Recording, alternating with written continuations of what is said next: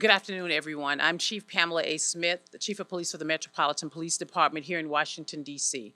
I'm joined today by D.C. Chief Fire John Donnelly, Fire Marshal Edwin Kaufman, and Captain Jeffrey Wade of MPD's Homicide Branch.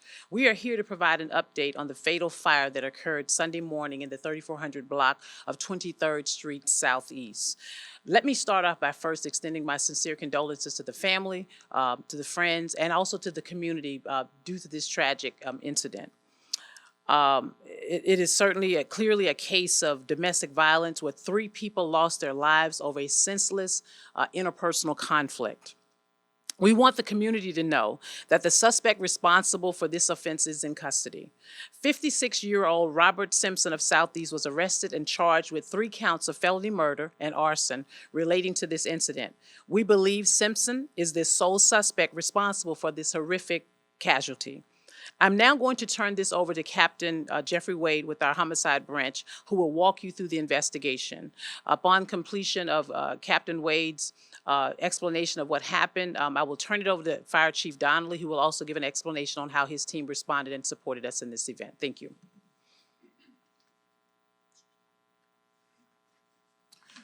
Good afternoon. My name is Captain Jeffrey Wade. I'm with the Metropolitan Police Department's Homicide Branch. I'm going to be discussing a brief timeline of the events that surrounded this incident that we're speaking of today. On Saturday evening at about 7:05 p.m., 70 officers responded to the report of a destruction of property at 3486 22nd Street Southeast. Upon arrival, officers learned of a window that had been broken at the residence. The suspect was not on scene at that time. MPD took a police report for destruction of property. About 2 hours later, just after 9 p.m., DC Fire responded back to the same location for the report of a fire in the rear of the house. DC Fire arrived on scene and observed an extinguished fire that was set in a trash can. Firefighters then notified the DC Fire Investigation Unit to respond to the scene. The investigation revealed that the fire appeared to be intentionally set, and it was discovered that Robert Simpson was the person who had lit this fire. Several hours later, at about 3:40 a.m., MPD responded back to the same location in reference to a 911 call for a domestic assault. When officers arrived, there was no suspect on the scene. The victim reported that an assault had occurred earlier that day. The victim showed no signs of injury, nor did she require any medical treatment. The victim identified the suspect in that case as Robert Simpson. Officers remained on the scene for over an hour, canvassing the area in an attempt to locate Simpson. This information was relayed to patrol officers working the scene and around the area. At about 5:29 a.m., MPD and DC Fire and EMS responded to 3486 23rd Street, again for the report of a structure fire. After the fire was extinguished, 3 victims were discovered inside. An adult male and an adult female were pronounced dead on the scene. The 3rd victim, an elderly female, was transported to an area hospital where she passed away earlier this morning. When our members arrived on scene, based on the information that was known to us at that point, a lookout was then rebroadcast for Robert Simpson. A short time later, MPD officers stopped Mr. Simpson in the 1500 block of Mississippi Avenue Southeast. Mr. Simpson was subsequently arrested for the arson offense that occurred the night prior at 9 p.m. Detectives continued to investigate these crimes throughout the day. It was determined that there was sufficient probable cause to charge Mr. Simpson at that point with 3 counts of murder in relation to these deaths. At this point, the investigation is still ongoing. We know that the suspect and the victims all knew each other. We believe that at one point Simpson resided at this location with all of the other victims. We believe that Simpson and the 34-year-old female decedent were involved in a previous romantic relationship. We continue to work with our partners at DC Fire and EMS, the Bureau of Alcohol, Tobacco, and Firearms, and the United States Attorney's Office to determine if further charges will be filed against Simpson. Thank you. I'm going to now turn it over to Chief Donnelly of DC Fire. Hi, I'm Chief John Donnelly, DC Fire and EMS. I talked to family members this morning at the scene when we returned to the scene to talk about fire safety in the community. And it's truly a devastating event. It's emotional, and it's not very often that we have events like this. I'd like to run you through a little bit of the response yesterday real quick. Units were dispatched. It looks like a 1-minute call processing time from the OUC, which is very quick. They were dispatched at 5:30. OUC got the call at 5:31 for us, At 5:32, our units were dispatched, and at 5:35, they were on the scene. So it's a 3-minute response time right to the edge of the city, as quick as we could possibly get there. When they arrived on the scene, they found a first floor fire, well involved, with fire showing from 2 windows and the front door, and a report from neighbors of people trapped in the house. They also had been informed by the OUC that people were trapped in the house. They immediately went through the front door with their hose lines to put the fire out, while another crew accessed the second floor rear window, located a victim inside, and brought them out over the ladder. That victim had a chance to survive for a number of reasons. One, their door was shut, which is really important in terms of keeping the smoke and heat out of your room. And the second part of it is, once they got down, they received amazing medical care from the medics on the scene. The medics on the scene administered cyanokit, which helps to counteract some of the smoke poisoning, and is a critical factor in life-saving. And then they were taken to the MedStars burn unit, which, having that asset in our community, means that we have a great medical system. So every chain of this all the way along, before the crime really is what makes this even more tragic. People were doing the right thing. People responded, worked very hard, and still the outcome's terrible. So I think it's been since about 2010 that we had a triple fatal fire in the city. So these are rare occurrences, and it's something we're going to continue to work on in making people's homes safe. Chief. Thank you, Chief Donnelly, and thank you, Captain Wade. We will now open up the press conference for any questions you may have. Yes, sir. Captain Wade. Yes. So the victims range in age from 34 to 85. The eldest victim was 85. The first male victim was identified as Robert McKinnon. The elderly female victim was identified as Margaret McKinnon. And the third female decedent was identified as, I apologize, Miss Cunningham. She is 34 years old. Jessica Cunningham, my apologies. So can we ask the relationship between Ms. Cunningham and the elderly couple? So we know at this point in the investigation that all 3 victims, to include Ms. Cunningham, resided there together at one point. We are not aware of any other additional romantic relationship with Ms. Cunningham other than with that of Robert Simpson. Was she the daughter? No, there is no familial relationship at all. And then is the woman, Ms. Cunningham, were any of the 3 people who died in the fire the people who reported they were victims of domestic assault earlier in the day? Yes. Which one was that?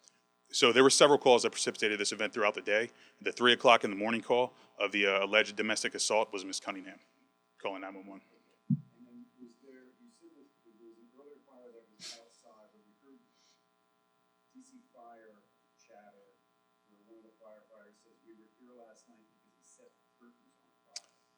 Is that correct, that in addition to the earlier fire, or was that the earlier destruction of property? No, that's one and the same event. So with that event, that was the about 9 o'clock event. A trash can receptacle was set on fire that had extinguished prior to DC Fire's arrival. When they investigated this crime, they observed that a roll-up shade on the window appeared to have been intentionally set on fire as well. That self-extinguished prior to arrival. So did he go into the house on these 3 occasions? No, we are investigating that actively. We don't have all the information at this point, but we do not believe so. I mean, I'm just wondering, hindsight obviously being 2020, could you have, you were clearly actively searching for him after the 3rd call, Mhm. right? Were you actively searching for him before then? And why was a unit not left at the house after the 3rd call while you had a photo out on the suspect? Sure. Yeah, after every one of these calls for service, the units were actively canvassing and actively looking. After the first incident that you're referring to, we needed to put those units in service to continue to answer radio calls. They've remained in the area. We had officers in the area. We just had to continue to answer radio calls. I just want to clarify, I might have misheard something, so I apologize, but you indicated they all lived together there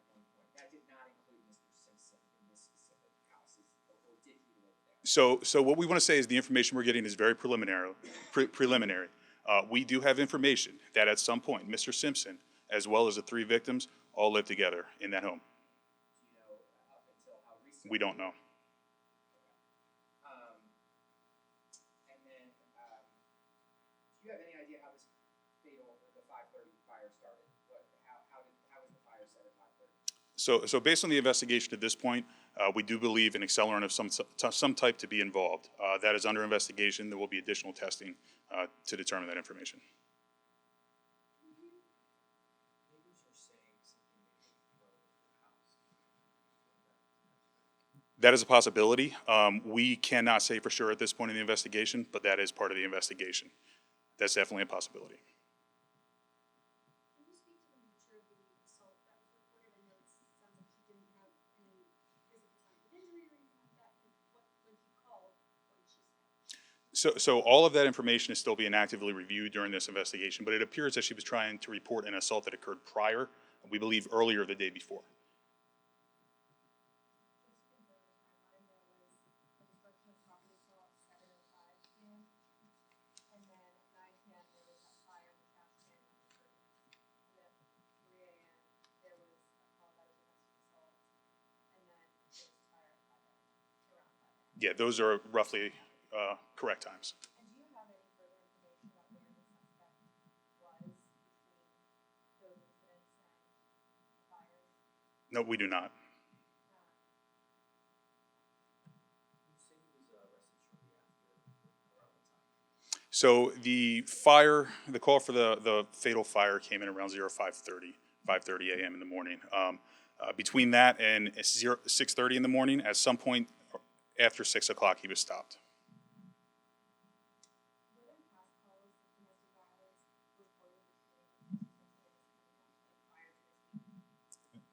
There have been past calls prior to this, and calls for service at this location as well as other locations.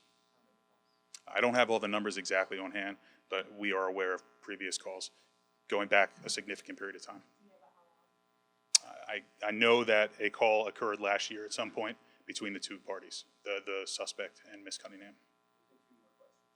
So Chief, could we hear from you on this decision? I mean, I get it's Monday morning quarterbacking, but it really seems like, you've had three calls to the same, it's escalating over the hours, you're actively looking for this suspect. It sounds like had you had the manpower, you might have left somebody there, but. I wouldn't say, I wouldn't, Well, let me ask you that. Why was the decision made not to leave a patrol car or somebody there, looking out for that house while you were searching for the suspect who had come back to that house numerous times? And what I will say, and first, thank you for the question, Mark. And I think what I will say about that is that, we have to make decisions with respect to when citizens call. In this particular case, when we go back to the phone call that was made with respect to the domestic violence issue or incident, it's our understanding preliminarily that the call was made with respect to an incident that had occurred, not that day, but previous days before. And then when the incident happened, when we responded at 3 o'clock in the morning, the officers were canvassing. It's my understanding that based on what we know today, at this point, is that the officers remained in that area for well over an hour. And as you know, I mean, oftentimes when we have these types of situations, we do spend time canvassing, looking for the suspect, but we also put our folks back in service until we can find some other identifying information or circumstances that requires us to place someone at the home. I mean, we just wouldn't just sit officers at a particular location for an extended period of time. I think the investigation that was conducted with respect to knowing who he was, getting out there right after the fire, the last fire at 5:30 that morning occurred. The officers did their due diligence with really getting out there and finding out who this gentleman is and bringing him, this person is rather, and bringing him into custody, which is what they did. Was Mr. Simpson indicated a motive, and could it be hearing Ms. Cunningham and Mr. McKinn may have been romantically involved in anything? So that is still a part of the investigation. As you know, at this point, we would not be able to reveal that until we can gather some more information, witness account, family account of, as you know, all of the occupants of that home at this point are deceased. And so we're really going to have to rely on a lot of family relationships and conversations and information from the general public. Yes, sir. Can I ask a couple of questions about some of the incidents that have happened over the last couple of days? Sure. Do you have any information about the reason for the arrest with the 5-year-old who's died? Another.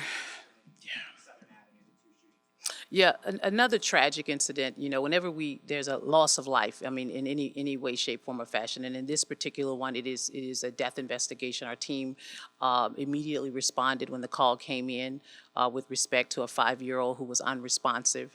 The team conducted the preliminary investigation, and at this point, we have placed the father under arrest, probable cause arrest with respect to what has happened in that particular instance. Again, our condolences goes out to the family of the 5-year-old, whether it's the mother, whether it's the grandmother. I mean, this young man was also a student at one of our schools. And so this is certainly a tragedy, and it just doesn't impact his family, but it impacts those of them who have relationship with him in our community. I'm not, off the top of my head, we'll have to get that information back to you. And he's a juvenile, and certainly we will take that information with respect to next notice of kin and so forth and so on. I have. We're still working on that. As a matter of fact, I was in the middle of crime briefing when I made a decision that we were going to hold a press conference with regards to this. And so I'm still gathering information with the incident that occurred on Southern Avenue as well as the one on Eastern Avenue. What I can tell you about the one on the Eastern Avenue, we do not have a lot of information with respect to what happened there. And as I was coming here, the team is working diligently to provide an update on what has occurred over on the Southern Avenue part of DC. Hey, Sam, how are you? Good morning. Sure.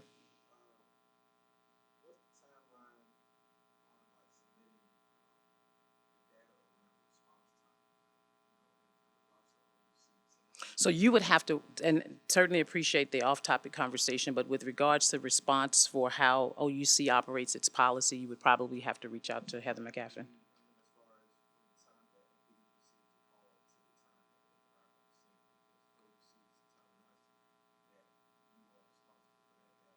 Okay.